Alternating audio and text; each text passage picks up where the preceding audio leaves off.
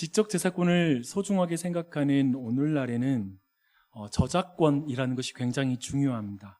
그래서 학위 논문을 쓸 때에 그 표절이라는 것을 엄격하게 검증하는 게 굉장히 중요합니다. 교육인정자본부에서 마련한 그 표절에 대한 가이드라인을 보니까요, 그 중에 6가지가 있는데 첫 번째와 두 번째만 한번 읽어드릴게요.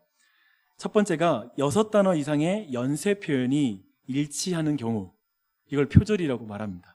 그리고 두 번째가 생각의 단위가 되는 명제 또는 데이터가 동일하거나 본질적으로 유사한 경우, 이 경우에 또한 표절이라고 말합니다.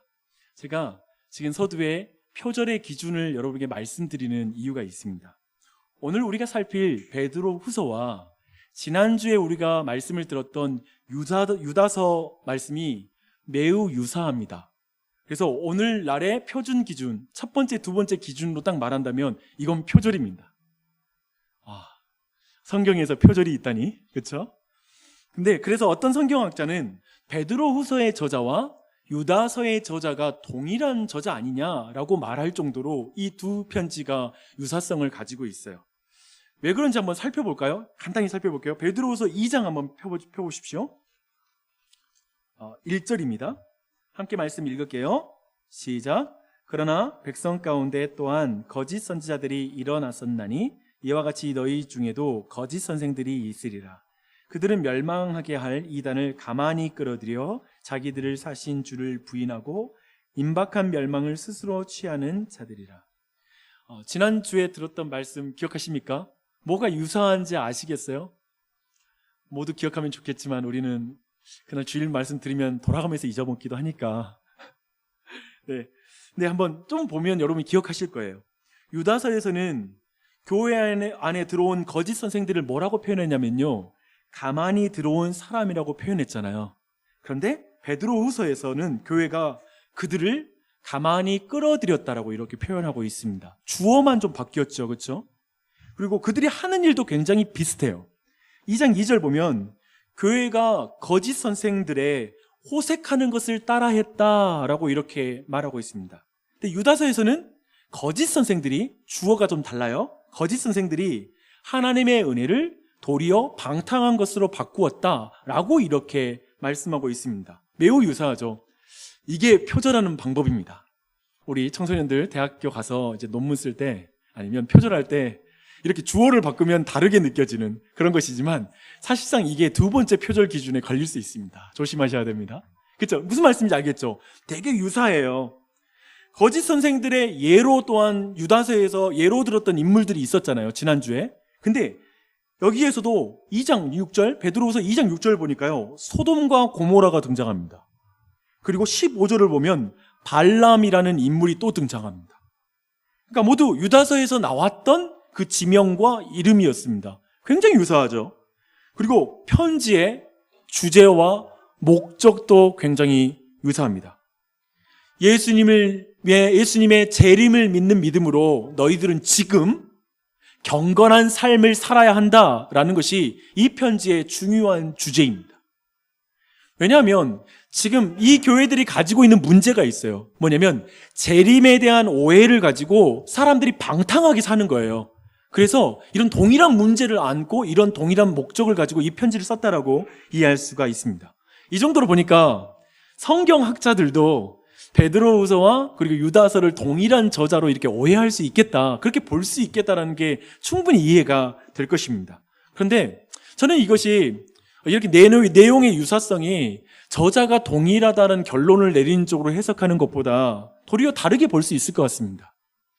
거짓 선생, 거짓 가르침은 한 번의 편지로 해결되는 문제가 아니라는 것입니다. 한 번 편지 써서 거짓 선생들이 교회에서 떠나가는 게 아니더라는 것입니다.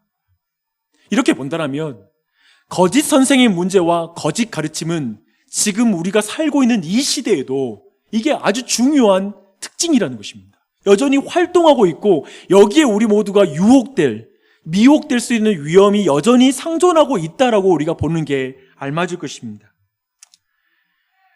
지난 주일에, 그런 의미에서 지난 주일날 말씀 듣고 많은 사람들이 아마도 마음이 부대끼지 않았을까 그런 생각이 듭니다. 말씀에서 자신의 죄를 볼 때에 사람들은 부대끼게 되고요. 또 한 가지, 말씀에서 자신의 죄를 보기 싫어서 그 말씀이 부담이 되는 경우가 있습니다. 어떤 종류이건 지난주에 말씀 가운데 하나님의 은혜를 방탕으로 바꾼 그 선지자들에 대한 이야기를 들었을 때 내가 그 사람 아닌가 싶어서 마음이 힘들었을 것입니다. 저는 말씀 안에서 이렇게 부대끼는 반응을 하는 게 굉장히 당연한 것이고 저는 개인적으로 그게 은혜 받은 것이라고 생각합니다. 그렇지 않아요? 때로는 설교자가 어쩌면 그 말씀 때문에 부대끼다 보면 때로는 이럴 때가 있거든요. 설교자가 모든 사람을 죄인으로 만들려고 성경을 너무 확대 해석해서 그물망식으로 다 걸어버리는 거 아니야? 어쩌면 말씀이 그렇게까지 우리 안에 적용되게 나가올 때, 여러분이 읽은 어떤 경건서적이 그렇게까지 말씀을 해석해 나갈 때 우리 마음에 어려울 수가 있습니다. 우리가 성경을 보면서 느끼는 감정도 때로는 그렇죠. 왜냐하면 성경 속에서 내가 너무 보이니까요. 성경의 율법을 통해서 끊임없이 자신이 정죄당하는 것 같은 느낌이 들 때가 있습니다. 근데 그런 분이 계시다면 제가 이제 말씀드리는 문장을 꼭 기억하십시오. 제가 정말 이 문장을 정말 교회를 생각하면서 만든 문장인데요. 한번 들어보십시오. 성경은 모든 사람을 죄인으로 만드는 것이 목적이 아니라 모든 죄인으로 예수 그리스도를 붙잡게 하는 것이 목적입니다. 이걸 믿으십시오.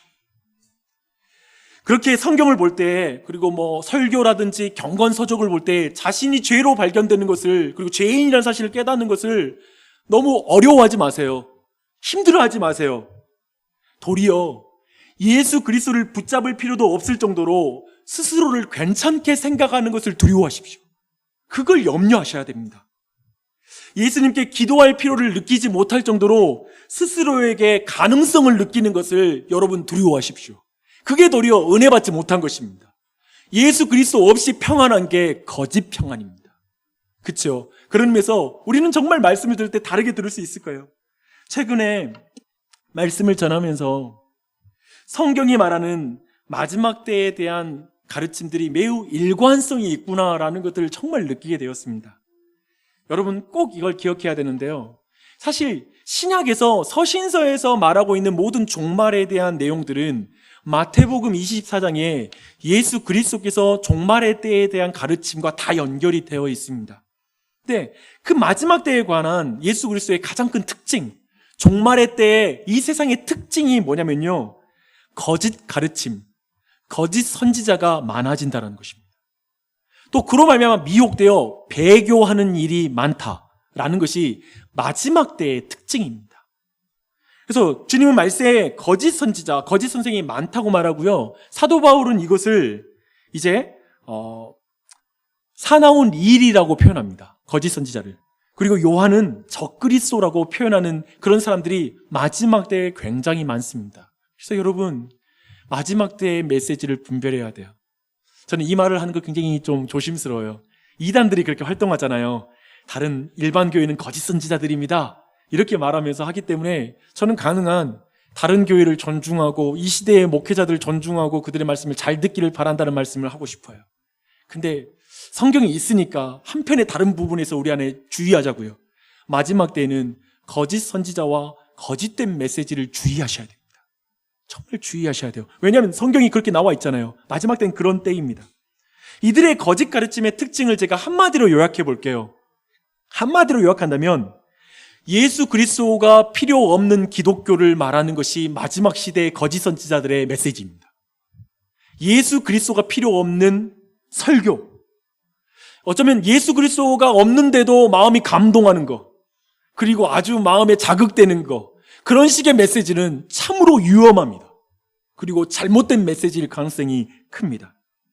예수 그리스도가 필요 없을 정도로 우리들의 정욕적인 삶을 긍정해주는 메시지, 그리고 민감한 우리 안에 일반적으로 너무 많은 사람이 그 죄를 범하고 있기 때문에 그 민감한 주제를 피하면서 사람들에게 평안을 주는 메시지, 소화시키려고 부대낄 필요가 없을 정도로 너무 소프트한 메시지, 진짜 우리 모두가 진짜 그렇기 때문에 슬퍼할 것은 성경을 봤는데 부대끼지 않는 거예요. 설교 말씀 들었는데 부대끼지 않는 거예요. 이게 굉장히 우리가 슬퍼해야 되는 것입니다. 오늘 이 말씀을 통해 우리 자신이 내가 죄가 보이고 내 모습이 어리석게 보인다라면 그건 어쩌면 너무나 감사해야 될 제목일 수 있습니다. 그렇게 자신의 죄에 눈을 뜬 자에게만 보이는 것이 있습니다. 자신의 죄에 눈을 뜬 자만이 예수 그리스도의 십자가를 볼 수 있습니다. 우리 주님은 말씀하셨습니다. 병든 자에게나 의원이 있을 때가 있다. 즉 죄인들이 예수 그리스도를 만날 수 있다라고 말하고 있죠. 그래서 반드시 이 예배에서는 두 가지가 이루어져야 돼요. 나의 죄를 보고 나의 죄를 위해서 대속하신 예수 그리스도의 십자가가 보이는 것. 그런 은혜가 있기를 바랍니다. 그게 바로 우리가 깨어나는 것입니다. 다시 일어서는 그 십자가에 눈 뜨는 은혜가 우리 모두에게 있기를 바랍니다. 이제 3장 3절을 보면요, 베드로는 거짓 선생들을 말세에 조롱하는 자들이라고 이렇게 말하고 있습니다.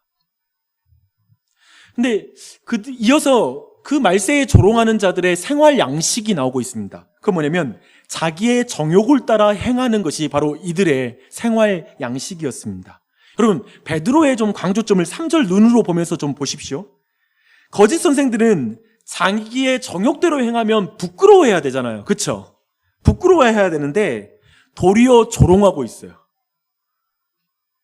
우리는 도대체 거짓 선생들이 왜 그렇게 뻔뻔한지 모르겠어요. 그렇죠? 그런 질문이 생겨요. 우리 모두 우리가 정욕대로 행하고 주일날 교회에 오면 최소한 우리 조롱할 마음 없잖아요. 어떻게 좀 약간 부끄러운 마음을 가지고 있잖아요. 근데 그 이유가 4절에 나옵니다. 어떻게 하면 뻔뻔한 그리스도인이 될 수 있는지, 뻔뻔한 교인이 되는지를 4절이 설명하고 있어요. 이 말씀을 같이 읽을게요. 시작. 이르되 주께서 강림하신다는 약속이 어디 있느냐? 조상들이 잔 후로부터 만물이 처음 창조될 때와 같이 그냥 있다하니. 자신의 정욕대로 살면서 도리어 말씀대로 살아가는 사람들을 조롱하는 거예요. 자신의 정욕대로 살면서 말씀대로 사는 사람들을 조롱해요. 그들은 예수님이 다시 오시겠다고 하신 하나님의 약속을, 그 재림의 약속을 빈정대는 사람들입니다. 왜 빈정될까요? 이게 중요해요. 왜 빈정될까? 만물이 처음 창조될 때와 같이 그냥 있기 때문에 그들이 빈정되는 것입니다. 이 말이 무슨 말일까요? 세상은 예수님이 오시고 부활 승천하신 이후에도 지난 수천 년 동안 변한 게 없어요. 옛날에 그대로, 옛날에 있던 그대로 지속되고 있는 것처럼 보입니다. 하나님이 창조한 세상은 그저 그 자체로 굴러가는 것처럼 보이지 않아요? 하나님이 간섭하시는 것은 전혀 볼 수 없는 세상. 그런 세상을 우리는 보고 있죠. 이렇게 성경의 약속, 곧 주님이 다시 오신다는 약속, 하나님이 간섭하는 걸 전혀 볼 수 없었기 때문에 앞으로 하나님이 오셔서 이 세상을 완전히 변혁시킨다라는, 예수님이 다시 오셔서 이 온 세상에 새하늘과 새 땅이 임하는 그런 변혁이 임한다라는 그 말씀이 믿어지지 않는 거예요. 허황되게 느껴지는 것입니다. 이렇게 성경의 약속, 곧 주님이 다시 오신다라는 이 약속을 비아냥대는 사람들의 역사는 인류 역사 내내 있었습니다. 그리고 특별히 지금까지 반복되고 있어요. 18세기에 영국과 프랑스와 그리고 독일의 지성사회에 가장 영향을 끼쳤던 어떤 그런 종교적인 태도가 하나 있습니다. 그것을 뭐라고 부르냐면요, 이신론이라고 부릅니다. 이신론.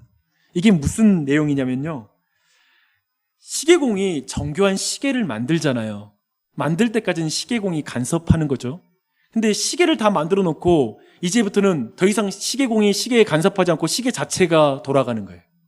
마치 그것처럼 하나님께서 온 세상을 정교하게 만들어 놨지만 이제 창조한 이후에는 이 세상은 이 세상의 자연 원리에 의해서 움직일 뿐이다. 이 세상은 그렇게 혼자 굴러가고 있는 것이다 라고 생각하는 이 생각이 이성을 중요하게 생각했던 서구의 지성사회의 종교적인 태도가 된 거예요. 그게 지배적이었어요. 여러분 어때요? 너무 엉뚱해 보이는 주장이죠. 이 자리에 있는 사람들 대부분은 하나님이 계신 거 믿으니까 지금도 통치하는 거 믿으니까 이 내용이 여러분 각자에게는 먼 내용처럼 느껴질 수 있습니다.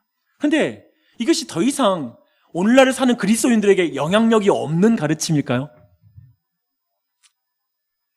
보니까 머리로 이 자리에서 이 신론을 받아들일 사람들은 많지 않을 거예요. 하지만 실천적으로는 우리가 이 신론을 쉽게 받아들일 수 있습니다. 자신의 삶에서 하나님의 간섭을 믿을 수가 없는 거예요. 자신의 삶의 문제에 대해서 하나님이 더 이상 그것을 고쳐주지 않는 것 같은 거예요. 홀로 냉혹한 현실 속에 내쳐진 것 같은 기분. 하나님은 그걸 지켜보기만 하고 있는 것 같아. 그래서 너무 외로운 거예요. 고아와 같이 신앙생활하는 사람들, 내 가정의 문제와 현실적인 문제 안에 하나님은 전혀 기도해도 소용없는 마음들, 그런 마음들이 있는 사람들.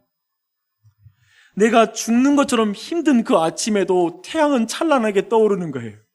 그게 미워 보일 때가 있죠. 지난밤 그렇게 울었는데, 내가 그토록 울었는데 태양은 왜 그렇게 찬란한지.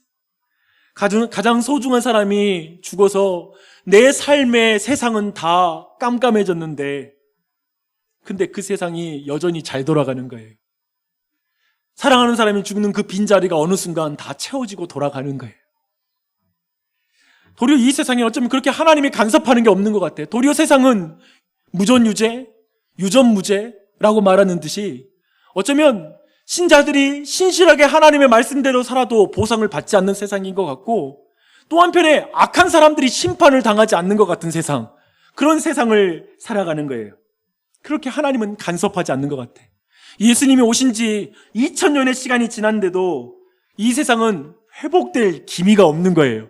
도리어 이 세상을 회복시켜야 될 교회가 도리어 그 기능을 하지 못하고 도리어 상처를 주는 것 같고, 도리어 그 교회가 그 기능을 다하지 못하는 것 같은 어두운 현실 속에 살아갈 때, 그럴 때 우리 마음 가운데 이런 생각이 드는 거예요. 예수님이 다시 오신다고 하신 그 말씀 정말 맞아? 하나님 다시 오신다고 약속했는데 그분 정말 이 세상에 다시 오시는 거 맞아? 라는 이런 마음에 질문이 생깁니다. 약간의 성경 말씀에 빈정되는 태도가 우리 안에 생기기 시작하는 거예요. 교회, 성경, 재림, 구원, 그거 모든 거에 대해서 우리가 솔직히 말하면 말로 이 시간 빈정될 분 계세요 그러면 아무도 말하진 않겠지만 마음속으로 거기에 대한 불신 가운데 깊이 마음을 닫을 수는 있을 것 같습니다. 나도 성경 믿고 살아보려고 했어요. 그렇게 순종도 해본 적이 있어요. 그런데 그렇게 해도 보상이 없더라고요. 나도 기도 안 한 줄 아세요? 기도해 봤다고요. 하지만 문제는 전혀 바뀌지 않았다고요. 정말 성경은 사실 맞아요? 정말 기도에 능력 있다는 말, 그 말 맞아요? 정말 하나님은 살아계신 거 맞아요? 아니요, 살아계시더라도 나를 사랑하지는 않는 것 같아요. 나와는 상관없는 것 같아요. 이제 나는 솔직히 교회 다니는 내 마음은 이거예요. 하나님이 나를 도와주실 것 같아서 다니는 게 아니라 도리어 내 삶에 방해나 하지 않았으면 좋겠다는 마음으로 교회 다니는 거예요. 약간 양심이 찔리잖아요. 혹시라도 화를 당하면 안 되잖아요. 어쩌면 이런 말까지 들어가는 것이죠.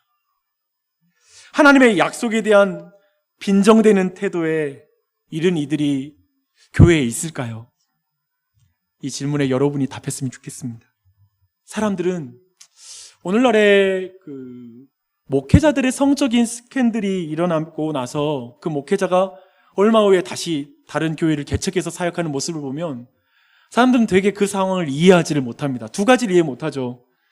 야, 어떻게 저렇게 정말 은혜로운 설교를 하면서 그 중에 저런 죄를 범했다는 걸 도저히 이해가 안 되고요. 그리고 두 번째로는 거기에서 그런 죄를 범했으면 다시 온전히 회복되지 않고 그렇게 빨리 성급하게 사역을 다시 시작하기보단 충분히 반성하는 게 좋을 것 같은데 그렇게 쉽게 교회를 또 개척하고 사역하는 지점이 우리 안에 이해가 되지 않습니다. 그 뻔뻔함이 이해가 되지 않습니다. 그리고 세 가지 저 개인적으로 이해 안 되는 게 또 있어요. 뭐냐면 그렇게 개척한 교회 사람들이 처음에 600명 모였다는 말 듣고 나서 이해가 안 돼요. 아니 그 목사님 설교를 왜 또 거기 가서 듣고 있지? 이것도 잘 이해가 되지를 않습니다. 사실 우리는 그런 목사님과 그리고 그 교회에 모인 성도들, 교우들에 대해서 우리는 굉장히 마음으로 거리가 멀게 느껴집니다. 나는 절대 그렇게 안 할 거니까요. 나는 절대 그런 교회에 속하지 않을 것이니까요. 우리 모두 거기에 대해서 거리감을 느끼고 있습니다. 그런데 베드로가 말하는 관점으로 보면 사실 그 상황이 우리와 가까워집니다. 뭐냐면 하나님의 약속에 대해 불신하는 태도가 비아냥거리는 태도, 말씀을 비아냥거리는 태도로 낳고요. 그리고 그 말씀을 비아냥거리기 시작하면, 그렇게 말씀과 멀어지면 결국에 우리 모두는 정욕에 따라 행하며 담대해집니다. 이게 낳고의 관계라는 것입니다. 얼핏 그 범죄를 보면 내게 멀리 느껴지만 사실 그 시작점을 보면 나와 가까이 있다고요. 하나님의 말씀을 비아냥거리는 거예요. 하나님 말씀대로 이 세상 굴러가나? 교회 다니면 교회는 말씀대로 가지만 이 세상은 세상의 방법대로 가면 되지? 아유, 목사님은 교회이니까 그렇게 말씀하시고요. 세상 속에 사는 나의 삶은 달라요. 그러니까 그 말씀대로 살다는 거 너무 그렇게 말씀 강조하지 마세요. 현실을 모르는 말씀 하지 마세요. 우리도 그걸 구분하죠. 사실 이게 어쩌면 우리가 말씀을 약화시키고 말씀에 대해서 비아냥거리는 태도가 아닐까요? 어쩌면 이렇게 보면 지금 이 문제는 굉장히 우리와 가까운 문제라는 거예요. 그 모습이 죄의 현상과 모습과 양상이 다를 뿐이지 그 뿌리는 공유하고 있는 것이죠. 우리는 그렇게 담대해집니다. 왜 이렇게 고백할까요? 베드로는 모든 것은 아니더라도 한 가지 이유를 분명히 말합니다. 주께서 강림하신 약속을 믿지 못하기 때문에 그렇습니다. 마지막 날에 이 온 세상에 심판이 임하는 것, 주님이 오실 날이 온다라는 그 약속을 믿지 못하면 우리는 지금의 현실에 푹 빠져 살게 되어 있습니다. 이건 흑과 백의 문제입니다. 저울의 문제라서 한쪽이 기울이면 다른 쪽이 가벼워지는 것입니다.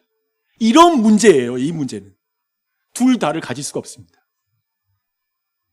그렇다면 우리 모두 자유롭지가 못하죠. 장래에 있을 약속을 믿지 못하고 지금 정욕대로 사는 사람들에게 이제 베드로는 5절부터 7절의 말씀을 하고 있습니다. 같이 제가 그 말씀을 좀 풀어서 말씀드릴게요. 하나님이 이 세상을 간섭하지 않기에 주님의 약속은 믿을 게 못 된다라고 말씀하십니까? 아닙니다. 하나님은 말씀으로 하늘과 땅을 창조하셨습니다. 여러분, 그걸 망각하지 마십시오. 태초에 성령님이 수면 위를 운행하셨고 하나님은 말씀으로 그 물에서 물을 내시고 온 세상을 창조하셨습니다. 또한 노아의 홍수를 기억해 보십시오. 그때도 하나님은 말씀으로 미리 약속하시고 그리고 말씀대로 물로 온 세상을 심판하셨습니다 라고 말합니다. 베드로가 여기서 지금 강조하고 있는 것은 이것입니다. 하나님이 세상을 간섭하지 않으신 게 아니라 하나님은 말씀으로 세상에 간섭하셨고 말씀으로 간섭하셔서 세상을 물로 심판하셨다라고 말씀하고 있습니다. 그래서 강조된 단어는 말씀대로예요. 그래서 오늘 말씀 보면 동일한 말씀으로 이제 너희를 심판한다는 말씀을 하죠. 7절 말씀이에요. 함께 읽을게요. 이제 하늘과 땅은 그 동일한 말씀으로 불사르기 위하여 보호하신 바 되어. 여기까지 보십시오. 그 동일한 말씀으로. 그러니까 지금 말씀이 더디 이루어짐으로 말미암아 사람들 안에 불신이 생기고 말씀을 빈정대는 태도가 생기고 있는데 지금 성경은 그걸 바로잡는 거예요. 아니야. 그 동일한 말씀대로 창조했고 지금도 유지하고 있고 마지막에 심판하러 오실 거야. 불로 심판하는 약속은 말씀으로 세상이 창조된 것처럼 이루어질 것이고 말씀대로 세상이 물로 심판받은 것처럼 그대로 이루어지는 말씀이야 라는 걸 지금 강조해서 말하는 것입니다. 베드로는 말합니다. 과거를 봐라. 미래에 대한 약속을 믿지 못하는 자들아, 과거를 봐라. 하나님의 말씀대로 창조되고 말씀대로 물로 이 세상이 심판받았다. 그리고 이제 미래에는 말씀대로 하늘과 땅이 불에 풀어질 것이다.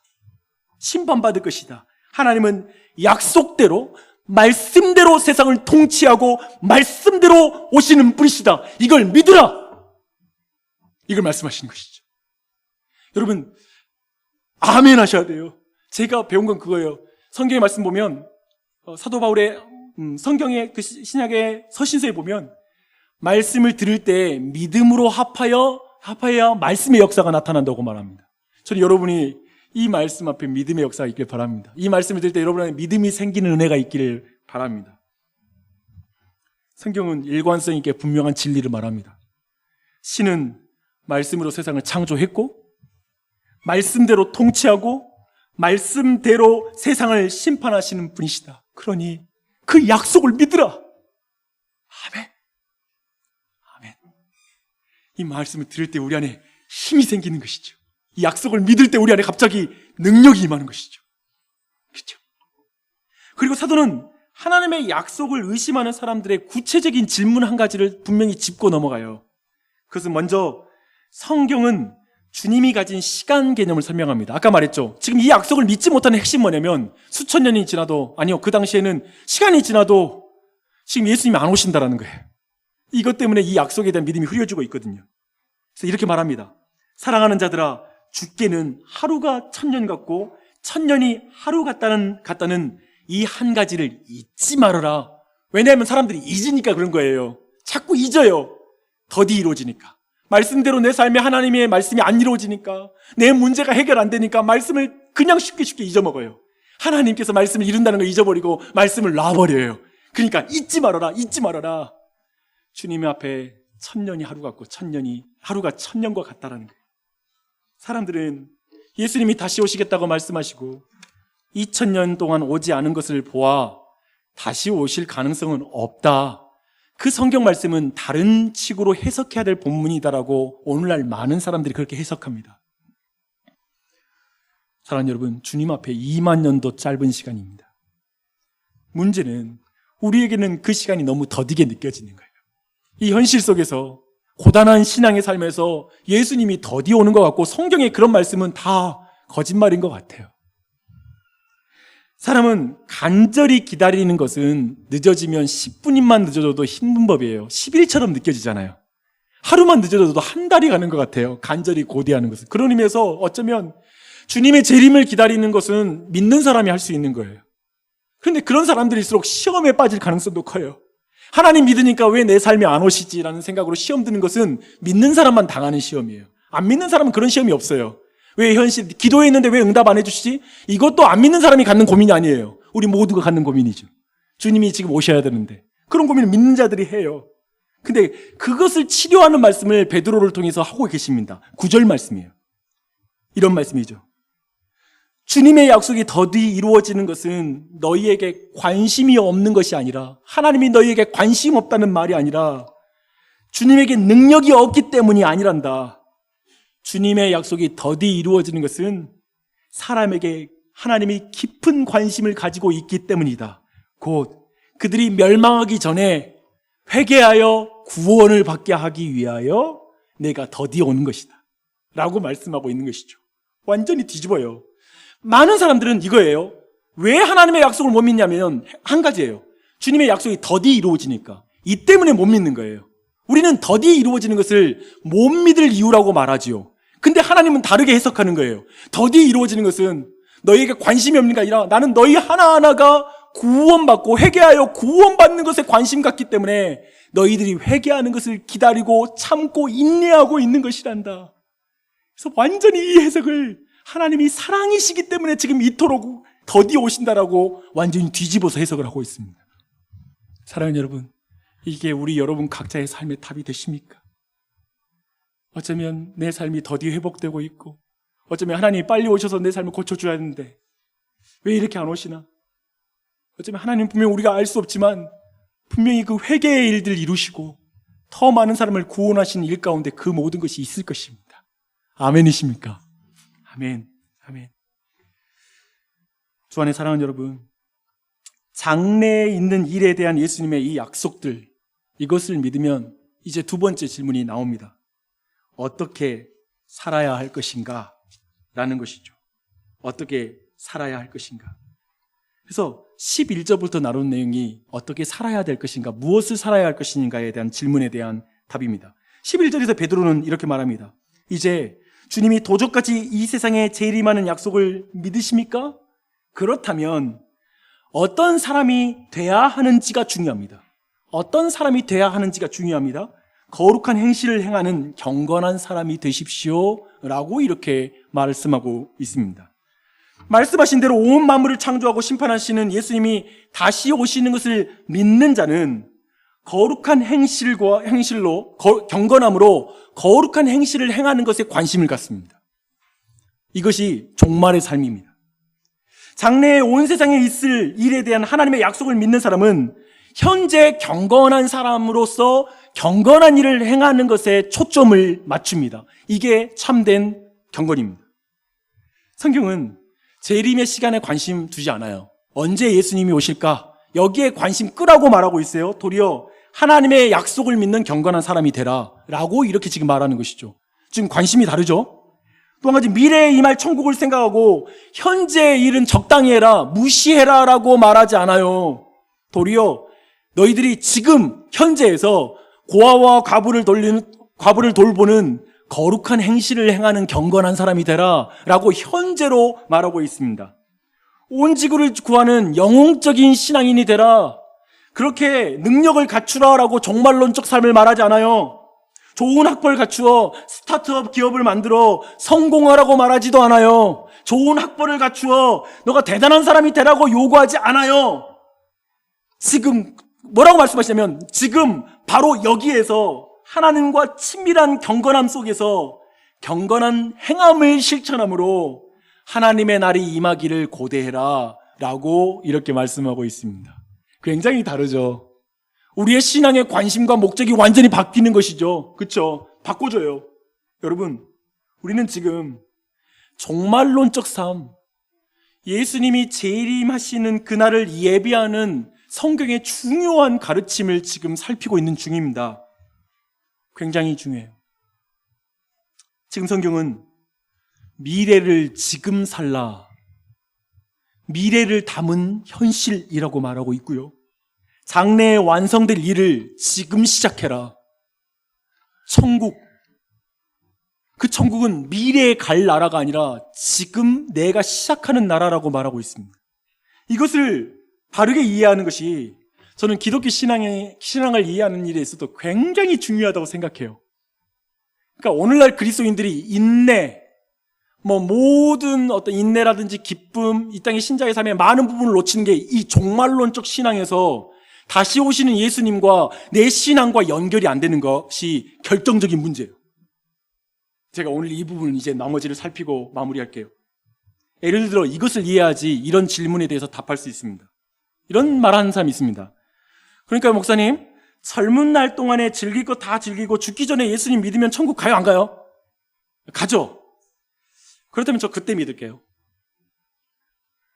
이런 질문에 지금 사실은 이 주제와 언뜻 연결 안 될지 모르지만 차근차근 제가 설명하면 다 이해되실 거예요. 차분히 그냥 이대로 따라오십시오. 이런 질문에 대한 답이 오늘 말씀 안에 있습니다. 또 여러분, 이 안에 대부분의 사람들은 이런 말들을 어리석게 생각하죠. 죽기 전에 믿으면 돼요? 이런 말. 근데 비슷한 말을 하는 교인들이 굉장히 많습니다. 목사님, 사람의 공로가 아니라 예수님의 공로로 천국에 가는 것이라면 예수님만 잘 믿으면 되지, 굳이 이렇게 힘들게 경건한 삶을 살아가고 이렇게 죄와 싸우고 피 흘리기까지 싸우고 내가 율법의 말씀들을 지키면서 성경 말씀 지키면서 그렇게 살아야 됩니까? 부끄러운 구원 받더라도, 아무튼 예수 믿으면 구원 받는다는 거잖아요. 그러면 부끄러운 구원 받더라도 전 천국 가면 되니까 그냥 대강 살래요.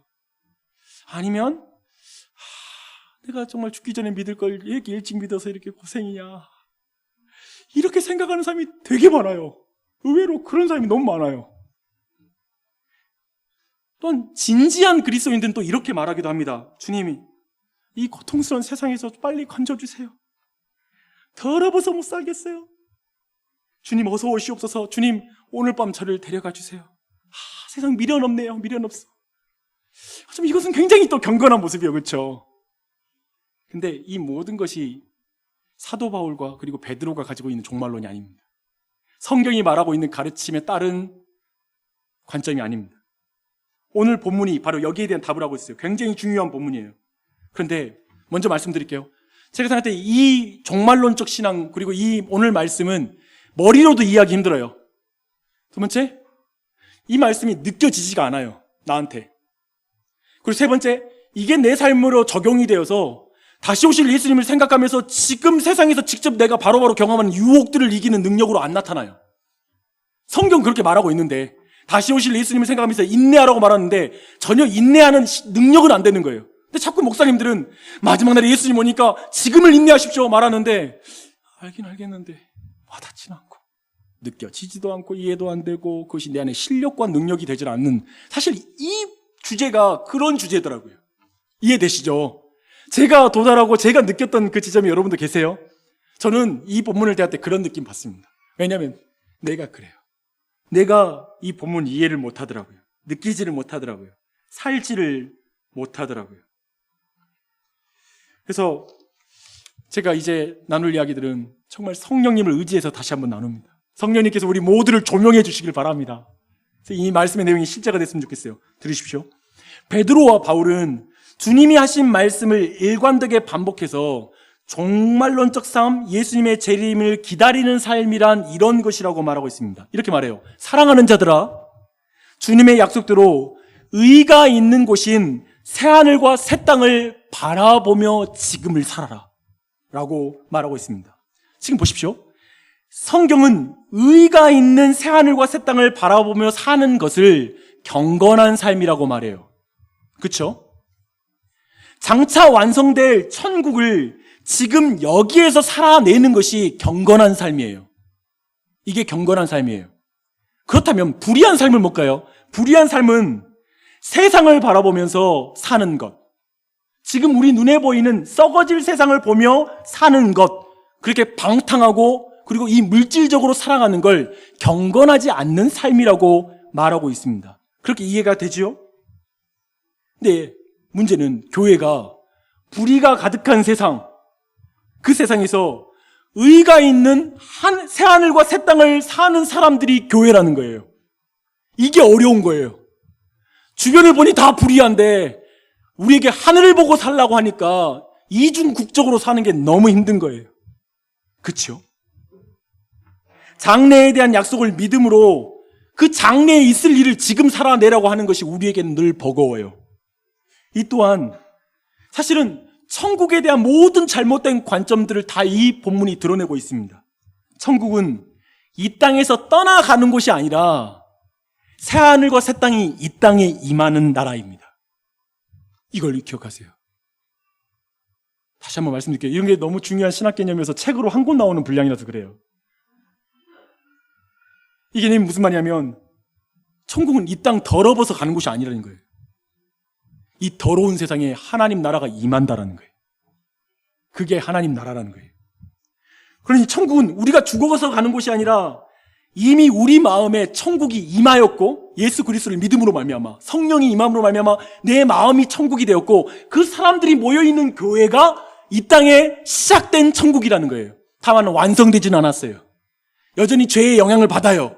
하지만 그날에 예수님이 오시는 날에 모든 죄의 영향을 받지 않고 온전한 하나님 나라가 임할 거예요. 천국에 우리가 들어가게 될 거예요. 그 완성이 일어날 거예요. 그렇다면 이 모든 내용을 논리적으로 말하면 이렇습니다. 지금 천국을 살지 않으면 천국에 갈 수 없습니다. 지금 새하늘과 새 땅을 여기에서 믿고 살지 않으면 그날에 완성될 천국에 들어갈 자격이 없습니다. 이름 이것입니다. 지금 천국의 삶이 싫은데 어떻게 천국에 들어가면 어떻게 되겠습니까? 우리가 늘 제가 이런 비유 드렸잖아요. 우린 찬양 2시간 할 때 짜증내면서 예배드리기 싫어진다고요. 근데 천국 가면 계속 하나님 찬양한대. 어렵습니다. 그런 천국 힘든데. 여기서 내 중심대로 살고 싶잖아. 내 마음대로, 내 중심의 예배. 근데 하늘나라 가면 천국 중심, 하나님 중심의 예배래. 이것도 또 힘든데. 사실 우리는 죄의 영향을 받기 때문에 여기에 크고 작지만 이런 식의 영향을 교회 안에서 우리가 경험합니다. 중요한 건 이거예요. 이 땅에서 천국을 사는 걸 싫어하는 사람이 어떻게 천국에 들어가겠습니까? 그래서 우리가 이런 말 하잖아요. 살아있을 때 주님을 믿지 못하면 죽어서 천국에 들어가지 못한다. 근데 이 말에 대해서 많은 사람들은 반론하죠. 아니, 죽어서도 천국 갈 수 있는 걸 선택할 수 있게 해주시면 안 되나요? 왜 살았을 때 결정하죠? 그 말이 이 말입니다. 살았을 때 천국 들어가기 싫은데 죽어서도 갈 일이 없다는 거예요. 사람들은 그날에 내가 천국 갈 것을 어떻게 알 수 있죠? 이걸 두려운 마음으로 목사에게 질문합니다. 근데 성경은 이렇게 대답합니다. 지금 이곳에서 확인할 수 있습니다. 지금 당신이 나중에 천국 갈 걸 확인할 수 있어요. 이 불의한 세상에서 의로운 새하늘과 새 땅이 예수 그리스도 안에서 내게 임한다라는 걸 믿는 것으로 당신은 천국 백성이 됩니다. 그 약속을 믿고 지금 경건함으로 거룩한 행실을 살고 있습니까? 그것에 대한 것을 제대로 살지는 못하지만 몸부림치고 있는 마음, 소원하는 마음을 당신이 진짜 가지고 있다면 당신은 나중에 천국에 들어갈 것입니다. 어쩌면 여기까지 말할 수 있을 것 같습니다. 성경은 현재의 미래가 담겨 있다고 말하는 것이죠. 그러니 성경은 왜곡된 세상으로부터 스스로 거리를 둬라. 그럼 방탕한 삶이다. 대신 온전한 세상을 바라보며 이 불완전한 세상을 살아가라. 그게 바로 경건한 삶이다. 그게 종말론적 삶이고 예수님이 오시는 길을 예비하는 삶이다 라고 말하고 있습니다. 의가 있는 곳과 가까워져라. 불의한 세상과는 멀어져라 라는 것이 지금 종말론에 대한 성경의 가르침인 것입니다. 저 안에 사랑하는 여러분, 최대한 이 시간 안에서 정리해서 말씀드렸습니다. 이해가 되세요? 머리로 이해가 되세요? 저는 머리로 이해하는 것도 어려웠어요. 그러니까 사실은 이 중에 제일 미련한 사람이 절 거예요. 신학하고 다 했는데도 지금까지 이 정도까지 표현하는 거, 여기가 제 한계예요. 공부를 진짜 많이 해야 되겠더라고요, 목사가. 그러니까 목사가 말 못하는 건 몰라서 못할 가능성이 커요. 여러분, 목사가 공부 열심히 하도록 계속 지원해 줘야 됩니다. 목사가 똑똑해져야지 교회를 바르게 인도할 수 있어요. 이 주제가 내가 볼 땐 거의, 이 주제가 저는 개인적으로 저도 못 느껴지고 제대로 알지 못할 뿐만 아니라 중요한 건 뭐냐면 이걸 느끼고 이걸 살아내는 목사를 여러분 많이 보셨어요? 주님 곧 오실 거야 하면서 물질의 욕심을 이기고 정욕의 욕심을 이기고 수없이 많은 명예에 대한 욕심을 이기는 그 목사를 보는 그 즐거움이 여러분에게 있으세요? 그런 목회자를 보면서 행복했던 경험 있으십니까? 미래에 곧 예수님 오시는데 이 내용 어렵죠? 저는 이 내용 쉽게 잊어버리더라고요. 맨날 잊어버려요. 쉽게 잊어버려요. 이해하는 것도 없고 살아내는 것도 어렵고 너무나 이해가 되지 않습니다. 제가 볼 때 이렇더라고요. 천국에 가고 싶으세요? 예수님의 공로로 천국에 가는 것을 믿으세요? 라고 말하는 질문에 교회 다니는 사람 중에 거의 100% yes, 그렇습니다 라고 말할 것입니다. 그런데 이 질문하면 좀 힘들어져요. 그렇다면 오늘 저녁에 천국 가도 좋겠네요. 이 말은 또 쉽지 않습니다. 아니 그건 그건데 오늘 저녁은 또 그렇지. 천국 가고 싶다고 말하는 그리스도인들의 대부분은 제가 보니까 이거예요. 더러워서 빨리 천국 가고 싶어요. 힘들어 죽겠어요. 이 세상 힘들어. 빨리 천국 갔으면 좋겠어. 라는 게 이런 식이에요. 그래서 약간의 그리스도인의 이 땅의 상에 많은 그리스도인들과 이 세상을 살아가는 그리스도인, 세상 사람이 볼 때 어떤 모습이냐면 교회를 좀 억지로 다니고 있고 보면 천국 가고 싶다는데 천국을 사는 것 같지는 않고 기쁘지도 않고 약간 꾸역꾸역 교회를 다니면서 주님 오실 날을 기다리는데 그 중간 예수님 오시는 그날까지는 약간 붕 떠서 세상 사람하고 비슷하게 살아가는 그 패턴을 보는 거. 약간 그렇게 살면서 그래도 막 예수 믿어 천국 간다고 말하는데 나도 너처럼 다니고 싶지 않은데 막 그런 느낌이 느껴지는 얼굴 표정과 인상을 찌푸리고 별로 행복하지 않는 것 같은 삶을 살아가는 거. 저는 제가 볼 때 이 안에 언저리 어딘가에가 있는 것 같아요. 뭐냐면 신자의 삶이 그렇게 기쁘지는 않는 거예요. 그리고 지금 베드로와 바울은 근데 좀 달라요. 제가 이것이 너무 신기하고 이것이 내 안에 와닿지 않았다는 말인 거예요. 그냥 논리가 이해가 안 된다는 말이 아니라 이게 좀 이해가 안 되는데 사도 바울은 어떻게 말하냐면 우리 주님 계신 곳이 어디나 하늘나라예요. 내가 이 땅에서 이렇게 희미하게 주님의 얼굴을 뵈는 것도 이렇게 기쁜데 주님 오신 날에 얼굴과 얼굴을 뵐 텐데 얼마나 기쁠까요? 그래서 저를 죽인다고요? 죽이십시오. 더 좋아요. 저는 지금 천국 가면 주님 얼굴 직접 뵈니 너무 행복합니다. 내가 이 땅에서 고난당하고 힘든 거요? 괜찮아요. 문제없어요. 나 같은 사람을 그리스도의 고난에 동참시켜주니 감사합니다. 기뻐합니다. 그러니까 고난당함을 기뻐하더라라는 성경의 기록이 나는 이해 안 되더라고요. 저는 솔직히 이해가 안 돼요. 고난당하면 고난당하면 힘든 거지 뭘 기뻐요. 사도 바울과 베드로가 말하는 거예요. 주님 다시 오시길 기대하면서 내 기쁨을 이 세상이 빼앗을 수 없어. 이 세상의 그 어떤 것도 나를 그리스도의 사랑에서 나를 끊을 수 없어. 막 그렇게 외치는 거예요, 사도 바울이. 나도 그 사도 바울의 그 마음을 너무 갖고 싶었어요. 그런 목사가 되면 얼마나 좋을까. 예수님 다시 오실 것이 실제로 내 삶의 능력이 되어서 이 땅에서 다른 어떤 헛된 영광 바라지 말고 정말 주님을 따르는 신실한 목사가 되면 얼마나 좋을까. 불의한 세상에서 의로운 하나님 나라를 살아나는 것, 그러면 우리는 얼마나 좋을까요? 이해하지만 살기가 어렵습니다. 그래서 아까 제가 말씀드린 거예요. 성령 하나님께서 이걸 느끼게 해주셔야 돼요. 성령 하나님이 이 말씀을 깨닫게 해달라고 기도하셔야 됩니다. 기도하시길 바라요. 여러분 기억하십시오. 우리는 과거와 미래로부터 단절되어 사실 저는 현재만을 살아가는 것 때문에 제가 볼 땐 종말론에 대한 가르침이 우리 모두에게 전혀 들어오지 않아요. 여러분 제가 지금 사실 이건 제가 공부하면서 제가 굉장히 가장 큰 충격의 가르침 중에 하나예요. 뭐냐면 현대인들 오늘날 우리가 종말에 있을 예수님을 다시 오실 예수님 생각하면서 현실로 그 종말론적 신앙을 능력으로 살지 못하는 이유, 아예 그 부분이 거세된 이유가 뭐냐면요, 우리 모두는 현재에 몰입되었어요. 예를 들면 이런 거예요. 과거에 예수님이 초림하시고 십자가에 달려 죽은 거 그거 말고요, 지금 내 삶을 위해서 좀 은혜를 베풀어 달라고요. 또 이런 말이죠. 미래에 하나님 다시 오셔서 세상 바로잡지 마시고요, 지금 내 삶 좀 바로잡아 주세요. 지금 이 현재의 고통 안 보이십니까? 그러니까 뭐냐면 우리의 모든 세계관과 관점들은 철저히 현실적이라는 거예요. 현재예요. 지금만 사는 거예요. 그래서 제가 볼 때 오늘날의 문화 중에 아주 나빠진 이것을 드러내는 현실 문화가 뭐냐면요, 요즘 부모님들은 자녀를 위해서 살지 않겠다고 말합니다. 내 자신을 위해 살겠다고 말하고요. 또 두 번째, 미래의 행복을 위해서 현재의 행복을 희생시키지 말라는 말이 있습니다. 그래서 철저하게 미래를 위해서 돈 모으고 그런 거 하지 말고 지금 돈 쓰면서 행복하게 살자는 게 지금 현대인들을 사로잡고 있는 사고방식이에요. 그런데 이런 상황에서 성경의 이 가르침이 와닿지가 않는 거예요. 이해도 안 되는 거예요. 미래와 과거가 완전히 단절되어 있는 완전히 그런 신앙생활을 하고 있거든요. 그런 세계 속에 살고 있거든요.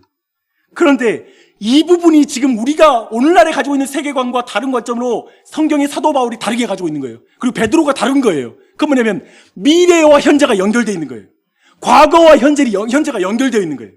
그래서 미래에 다시 오실 예수님 때문에 지금 난 경건한 삶을 살겠다는 거예요. 난 이 땅에 적당한 기쁨의 마음을 빼앗길 수 없다는 거예요. 이 생에 눈에 보이는 세상의 쾌락 가운데, 그 물질 가운데 내 마음 두고 사는 거 이제 짜증난다. 그만하자 이제. 나는 저 의가 있는 새하늘과 새 땅이 내 삶의 기준이다. 기준을 바꿔버리겠다. 행복관을 바꾸겠다. 성공관을 바꾸겠다. 인생관 바꾸겠다. 난 이대로 안 살겠다. 난 그리스도를 믿는다. 그분의 약속을 믿는다. 난 이제 바꾸겠다. 이렇게 지금 결정해버린 거예요.